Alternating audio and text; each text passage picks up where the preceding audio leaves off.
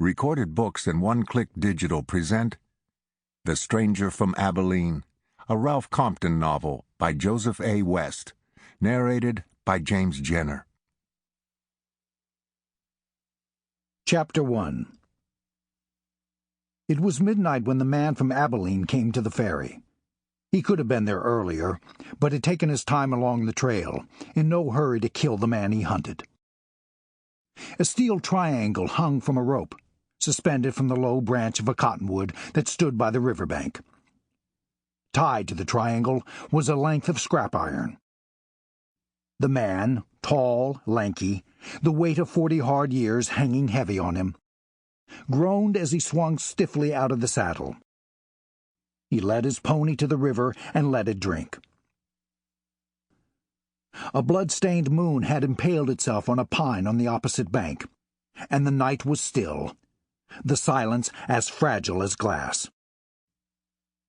Only the misted river talked, an ebb and flow of whispers as it washed back and forth over a sand and shingle bank. The night was cool, the stars frosted. Once the buckskin had drunk its fill, the man led it back to the triangle.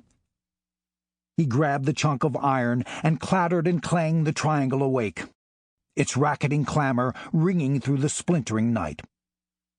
The man smiled, and 20 years fled from his weathered face. He dropped the iron, mightily pleased by his act of acoustic vandalism. A couple of echoing minutes passed, and a couple more.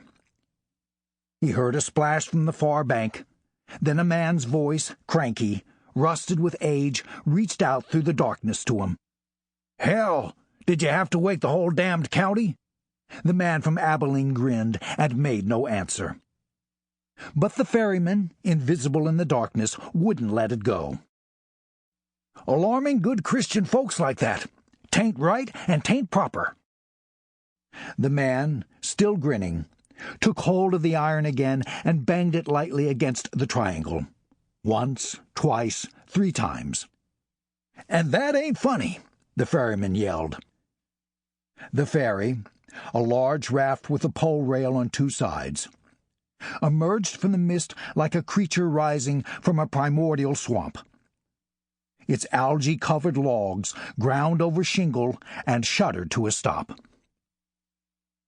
"Howdy," the man from Abilene said, raising a hand in greeting.